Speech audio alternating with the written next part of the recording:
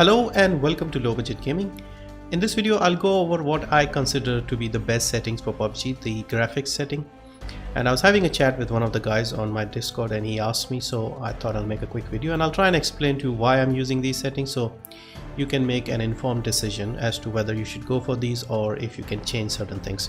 I'll try and explain the best I can.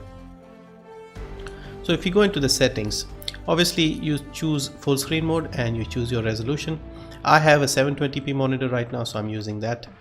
The FOV I've gone for is 90. Now most people, if you see the popular Twitch streamers and like the better players, they tend to go for the maximum, and what this does is it makes you see more of the screen, more of the map, more of the game, basically increases your peripheral vision. So the lowest this goes is 80 and the maximum is this goes is 103. At 80 everything will look a bit bigger but you won't see as much, and at 103 things will appear a bit smaller but you'll see a lot more. So you have to find a balance. If you can try the 103, the maximum setting, and if you can get used to that, I think that would be the best. However, I tried that myself, and what this does is it tends to make things a bit smaller, so you can't, at least for me, I could not judge the distance properly. Things that looked further away, they were actually a lot closer. So I decided to go back to 90 because this is what I use in all my games. So 90 is the standard that I use and I'm quite happy with that. So this is good enough for me. So you can try out the 103 or you can stick with this. For brightness I've gone with 60. Now this of course depends completely on your monitor. So choose what you feel is comfortable. Screen scale I've stayed with 100. Again, this is something I've seen a lot of people go to 120.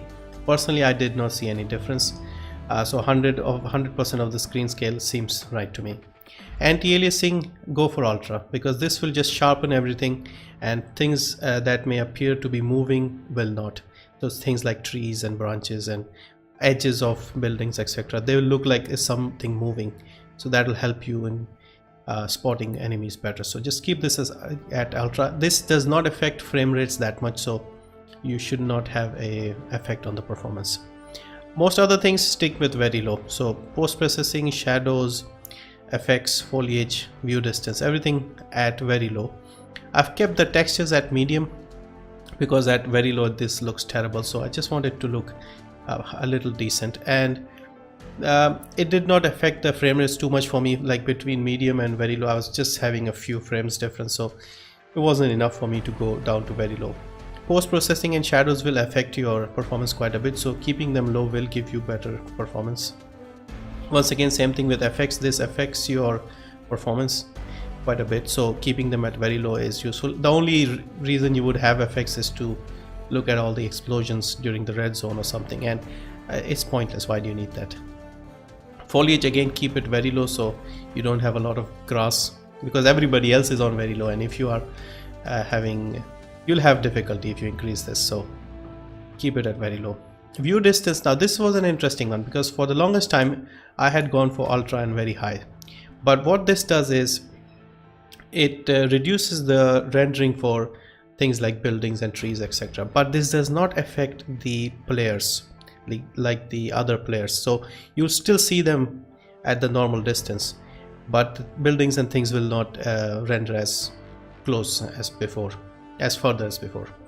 And this was a big thing that took me ages to understand, and this will help you quite a bit as well. So keep this at very low, and VSync and motion will obviously keep them unchecked because VSync will try to synchronize your monitor and FPS at 60. No need for that, you need as many frames as possible.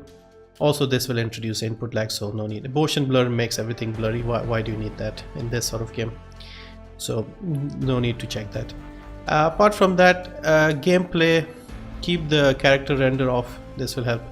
Colorblind mode, you can select it. I'm trying to see if there's any difference with the different modes.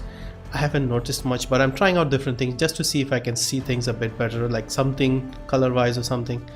Crosshair color, I've tried different things, nothing seems comfortable to me. At the moment I'm sticking with red, but you can try different things. So I'm just trying these two things quite a bit these days, just to see if I find something that's a bit more comfortable.